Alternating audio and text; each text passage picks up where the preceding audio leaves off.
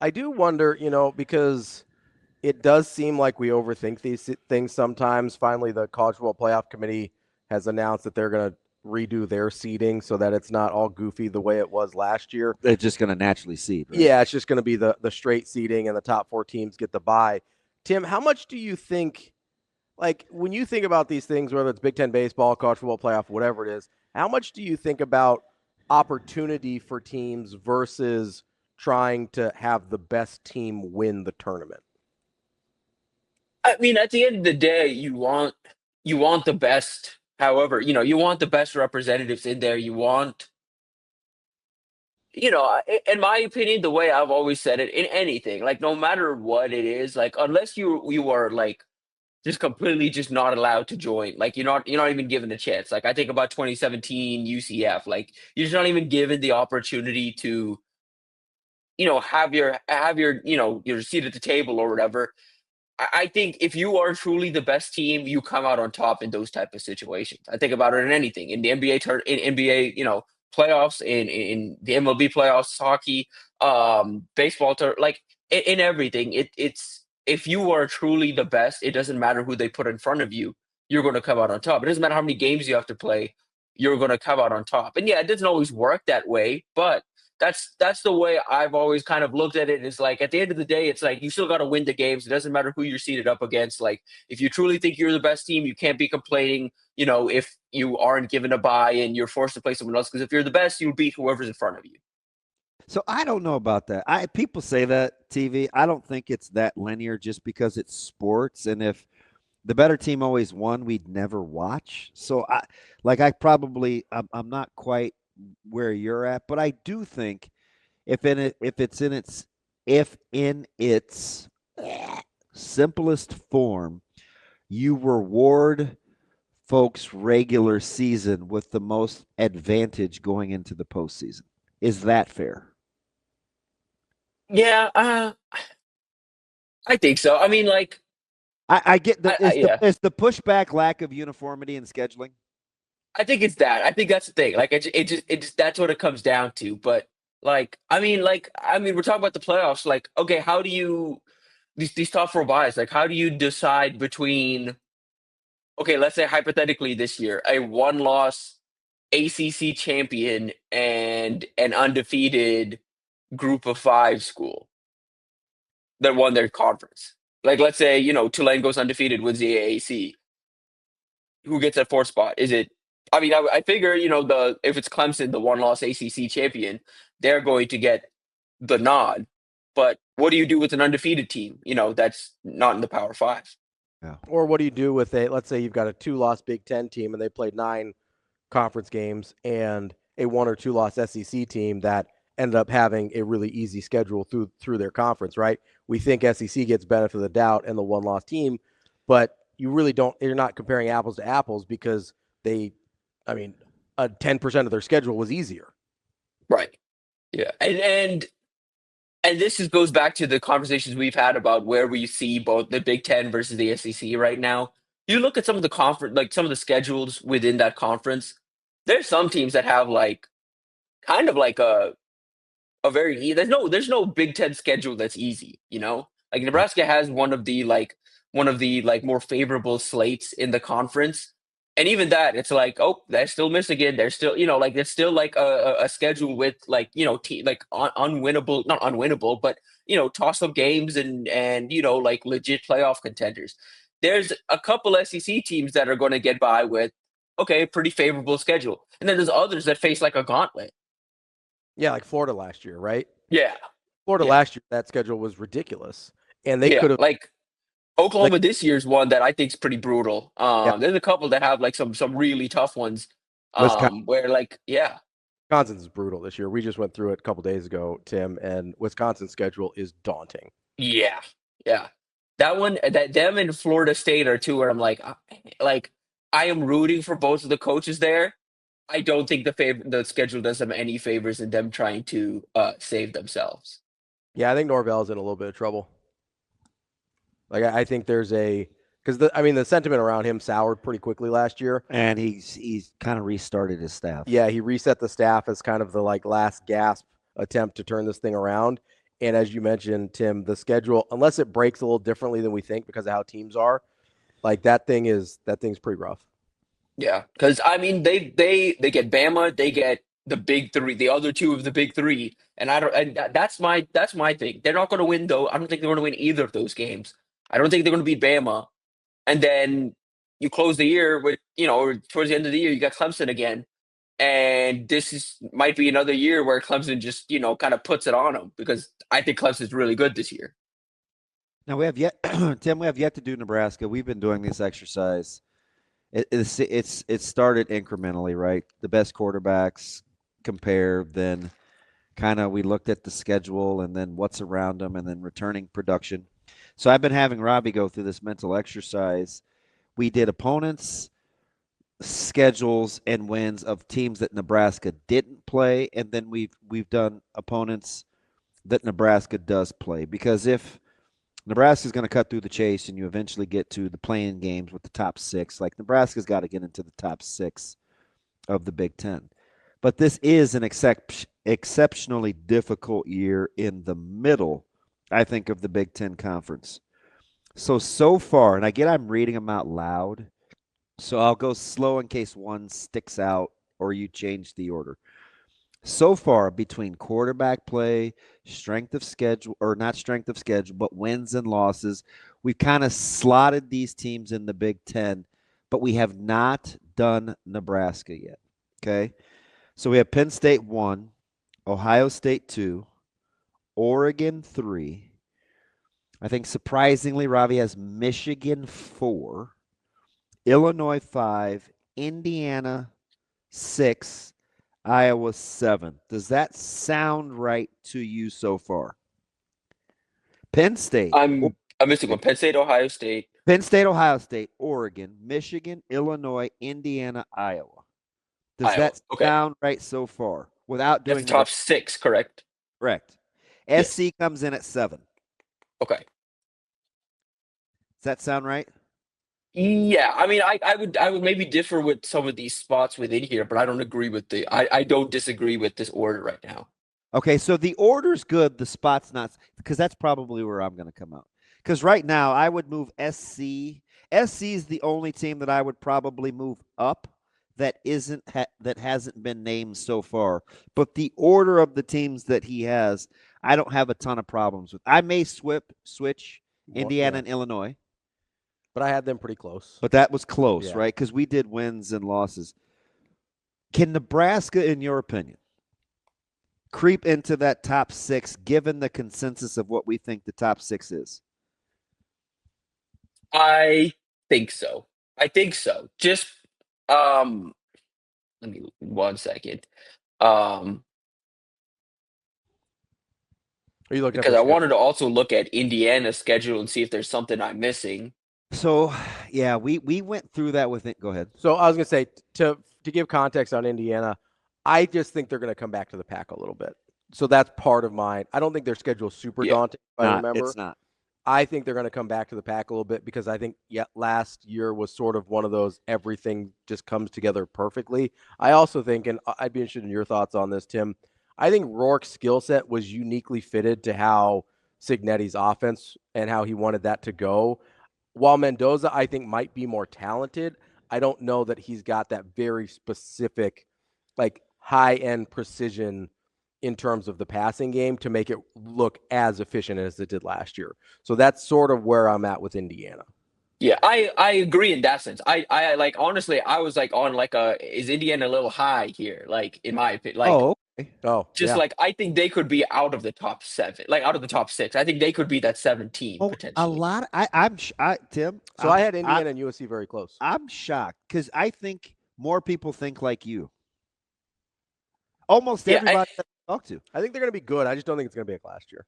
Yeah, and like part of it is looking at the schedule. It's the toughest games are on at Iowa, at Oregon, at Maryland, at Penn State. Like, come November, like, I don't think Maryland's going to be like a contender in the Big Ten, but I do think come like November, I think they're going to be a hard out. And you look at the schedule, you see, like, again, like I said, like at Oregon, probably almost certainly a loss. At Penn State, certainly a loss.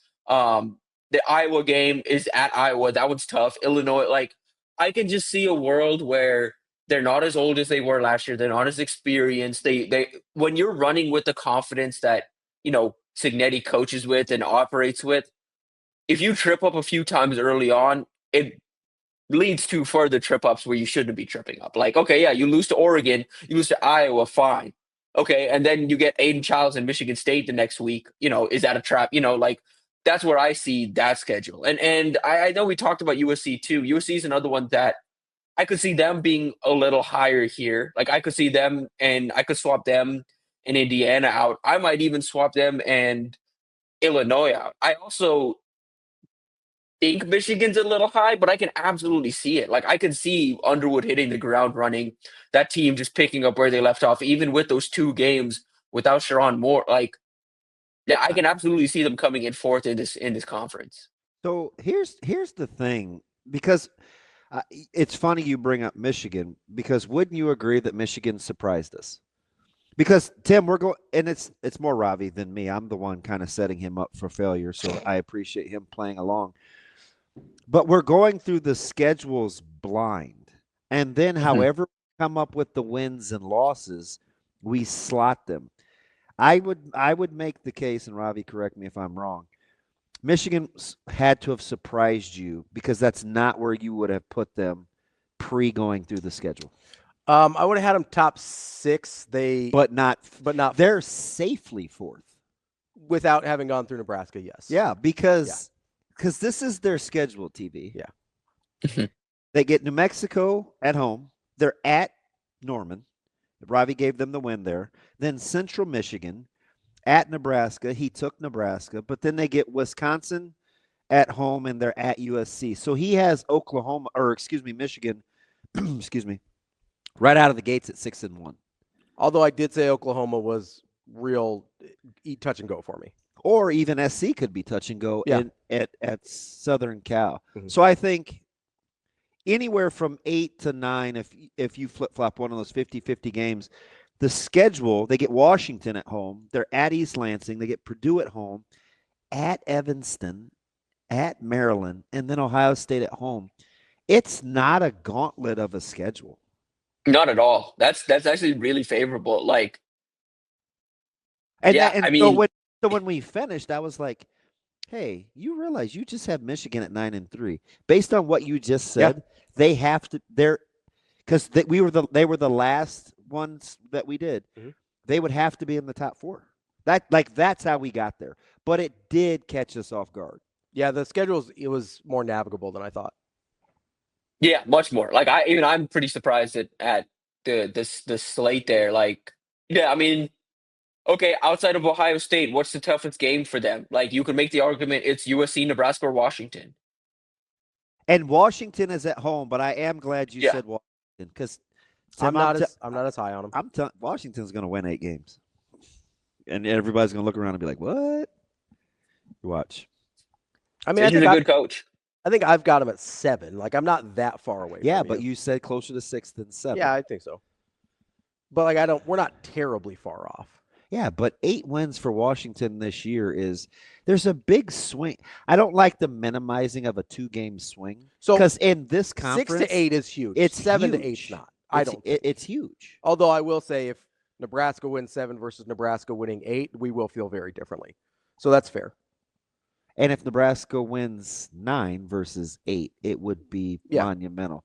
Tim, we had somebody say yesterday that, and he's like, honestly, I want Nebraska back in a bowl game. And somebody immediately clapped back in the stream, like, if that's your standard, they need to be raised. Where are you with the degree of difficulty of what's in the middle of this conference with where Nebraska should versus could be?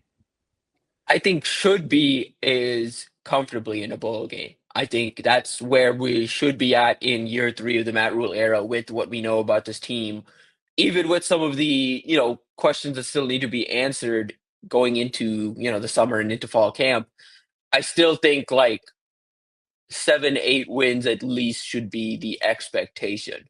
What they could be ultimately depends on how big of a year 3 jump they make, because I think, 9+ wins is for sure is on the table, but I need to see a couple things really come together for me to be confident that, okay, yeah, like 9+ wins is happening. Because you look at the schedule and you're like, okay, yeah, I mean, I can see it, but I need to know that this team can close out, tight wins.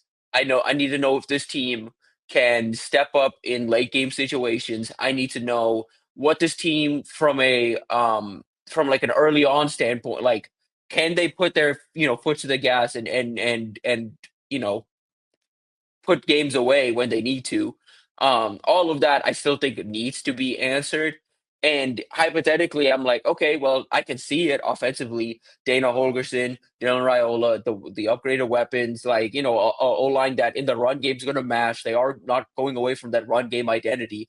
I can see that. I do have questions about, certain things on the defense, but I do think the defense is going to be solid.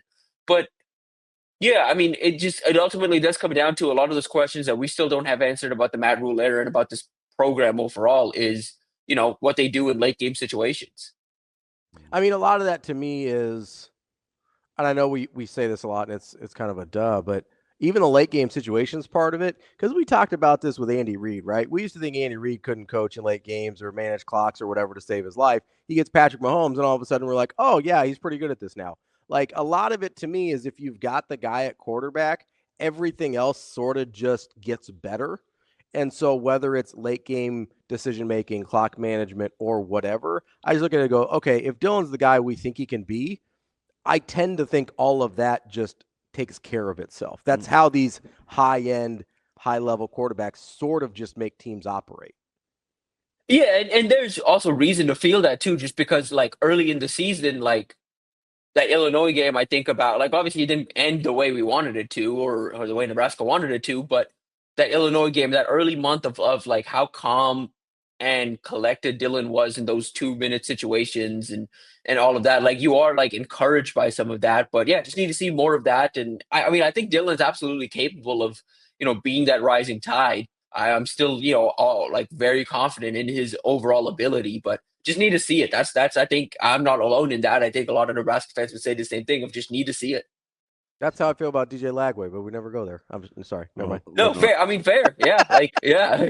Like, I heard how much more of benefit of the doubt like Lagway or Sellers gets as opposed to Dylan. When I know Sellers' numbers were a little bit better, but like, as a runner, yeah. But like Lagway and Dylan pretty much had the same year. he's a runner. He's a track star. You know what I mean? And so Yeah. I do think it's really funny contextually, where it's not like Florida was, oh, look how great this team was. Like they wanted to fire their coach halfway through the year. And then we just now all of a sudden we're going, oh, DJ Lagway. We assume that leap from him. I just think it's a little funny. Tim, let me run something by you, because if Nebraska is going to make this, so the whole point of this exercise that we've been doing really for 2 months, building up to getting into the schedules of all the furniture that Nebraska has to move in order to get into the living room. So just last year, TV, Wisconsin, UCLA, Nebraska, and Michigan State all won 3 games in the conference. They were all 3-6. Okay. The next group up, Washington, USC, and Rutgers, 3 of those teams won 4 games in the conference. Minnesota and Michigan won 5 games in the conference. Iowa and Illinois won 6. Ohio State was 3rd, and they won 7. I only say that to say, and of the teams that I mentioned, the only undefeated team at home other than Washington was Iowa. There's 2 undefeated teams at home. Iowa was 4-0. Washington was 4-0. Do you think we talk enough about, if Nebraska's moving anywhere, they have to be able to start winning consistently at Memorial Stadium? Yeah. Yeah. I mean, if you just take, what am I at? 1, 2, 3, 4, 5. Yeah, if you just take home wins this fall, you're at 8-4. Including Kansas City, right? Yeah, yeah, obviously including that one. Like that's yeah. Okay, so Tim, having said that, What's the most important part of the three of the if you're breaking that into 3-game stints? What's the most important part of that 3-game stretch then? Ooh. So you got your non-con, Cincy, Akron, Houston Christian, then the Michigans and Maryland, then Minnesota Northwestern, USC, and then UCLA, Penn State, Iowa. I'm tempted to say Michigan, Michigan State, Maryland, but I sneaky think it's Minnesota Northwestern, USC because you have to win at least 2 of those games. That's kind of where I'm at. Yeah. That's because if you're gonna, and I'm gonna keep saying this until the season is over. If Nebraska's going anywhere, you have to beat Minnesota and Iowa in the same season. Yep. And if you look at it, okay, so if you win the first 3, you win the non-conference games, you can go 2-1 in the next 3 sections of the season, and you're at 9 wins. I just think, and having said that, I think Nebraska fans would be more forgiving, and this is relative. It's not, it's okay. Mm-hmm. It's just relative. We would probably understand losing in Minneapolis, considering they've beaten us 5 in a row to begin with. We would probably explain that away more than we would losing at home to Iowa again on Black Friday. Yeah. Especially if again this team is what it is and they are playing the way we expect them to come November. I mean, yeah, I mean the more I'm looking at it though, like that final 3-game stretch, it's Pretty rough. very like Pretty at rough. UCLA, Penn State, I like That's a tough stretch.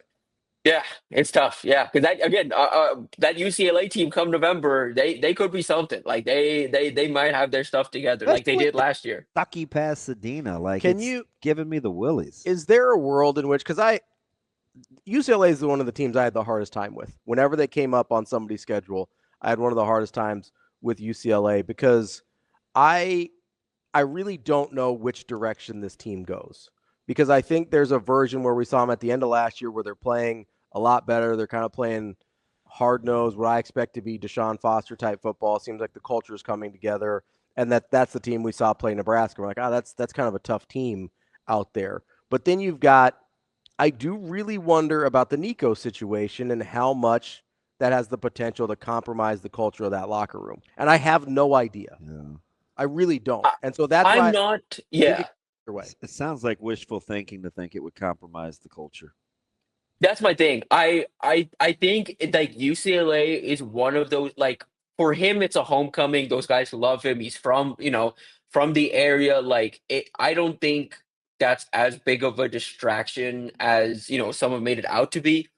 I think where it comes down to with UCLA and a lot of these teams that we're just not sure. Even Indiana, some of these teams, how well can you reload in the trenches?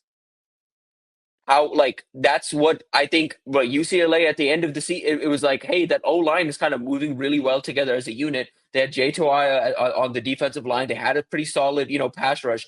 They lose Jay. They lost one of their best edge rushers, Femi.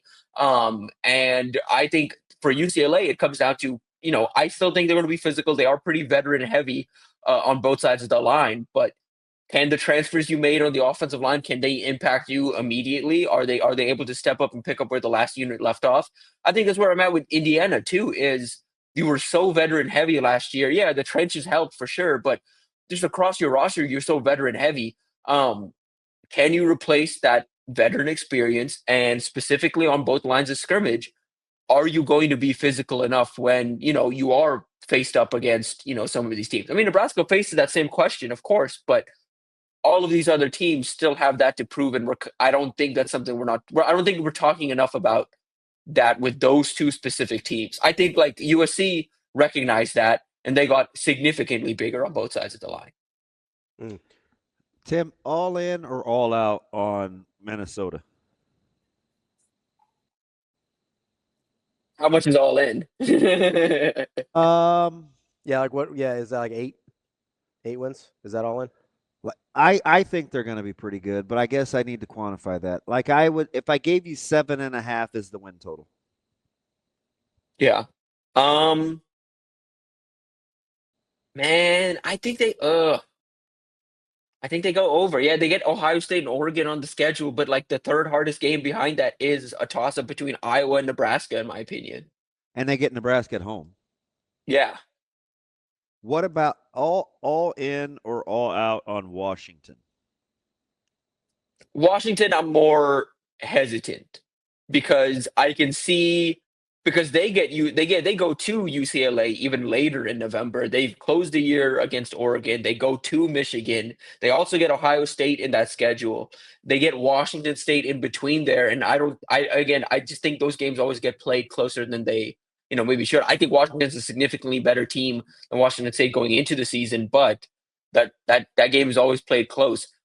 I can see Minnesota, like I can see a world where Minnesota ends the year with just 2 losses. I don't think there's a world where Washington gets to 10 wins. I don't think I think 9 wins is even tough for them. Like I think Washington, like I think the ceiling is 8 or 9 wins. I can see a world where Minnesota makes a really strong push for 10 plus wins. If Nebraska's going to move, they're going to have to get a little help from teams that they don't play that will have to have a few upsets of their Yep. opponents. So Yeah. that's Rutgers, that's Wisconsin, that's Michigan State. Even though Nebraska has Michigan State on the schedule. Of those Yeah. three, Rutgers, Michigan State, Wisconsin, who do you believe the most in? Okay. I think week to week, I think Rutgers, if this makes sense, week to week, it's Rutgers. If you're asking beginning or end of the season, I think end of the season, Michigan State is going to be like a thorn for some teams. Okay. Because they are going to need some help. Mm-hmm. Yeah. And I don't think West Side, Wisconsin's schedule is Just pretty ugly. It's just rough. And they have Alabama week 3, which will be hard to recover from however that game goes. But it would be nice if one of those other two teams can knock off a few foes. Yeah, and I'm looking right now, like Michigan State schedule. Michigan State, the ends the year at Indiana versus Michigan, Minnesota, Penn State, Iowa, Maryland. Like Nebraska would be like super appreciative if they, could take down or play Minnesota closer, take down Minnesota, take down Iowa, take down Maryland. Like those three, if you take care of those games, Nebraska would be appreciative. Yeah. Okay, so you kind of talked about ceiling for Minnesota. You kind of talked about ceiling for Washington. At this point in the offseason, is Nebraska's ceiling closer to Minnesota's or to Washington's in your mind? I think it's closer to Minnesota just because they do avoid Ohio State and Oregon. And I can see a world where, the toughest game on the schedule is going to be Penn State for sure. That's probably the one you mark up as like, oh, before the season, yep, almost certainly going to be a loss. But like, I think there's a lot of variance in what USC and UCLA could be. I think early season Michigan, you have an opportunity to catch a growing Bryce Underwood. Like, would it surprise you if the Michigan-Nebraska game went the way the Nebraska-Illinois game did, but the results were flipped where Nebraska's the one that comes out on top just because an inexperienced young quarterback makes a mistake late in the game? That would not surprise me, no. Not at all. That's kind of how I see that game potentially going. Going to be a fantastic season. Like the more we've gone through the mini hurdles to the big hurdles to It's the breaking down the schedule, this is muddled. And this is what I told Ravi. My whole thing in landing the plane, starting with quarterback play and who needs to emerge, and we went through this with UTV with the young quarterbacks and Damon Williams and Raiola and these guys. At the end of the day, I think my goal is if Nebraska pulls this off, because we make all these assumptions in year 3. Well, it's year 3. And so we kind of just fast forward to wanting success and we like the roster. It will still have been a tremendous coaching job if they do, because the degree of difficulty is really, really high. So I think I'm building the case for appreciation because we're very matter of fact at what we think is going to happen. But it will be extremely difficult to pull off. Yeah. And I think context is going to be something that's going to be important to like we said it when we were talking about just strictly quarterbacks, but it's about the conference as a whole. This isn't the Big Ten of 2012 and 2013 anymore. Like, this is a loaded conference. This is one of the big two conferences in the country. Like, to come out of this bowl eligible, to come out of this, and I'm not saying this to recalibrate expectations or for people to give out that early caveat of like, oh, you should give Nebraska, kind of they should still win 7, 8 plus games. Hear my heart. I am definitely not couching anything. Yeah, and that's like 6 games, 6 wins, 7 wins. Like, that's not acceptable for year 3, regardless of how tough I think this conference is. But I think it's important to recognize that getting to 9, 10 wins in this conference now is significantly harder than it was like between 2012 and 2016. That's our guy, Tim Verghese, Inside Nebraska. Tim, great stuff as always. We'll talk to you next week. Sir, appreciate y'all.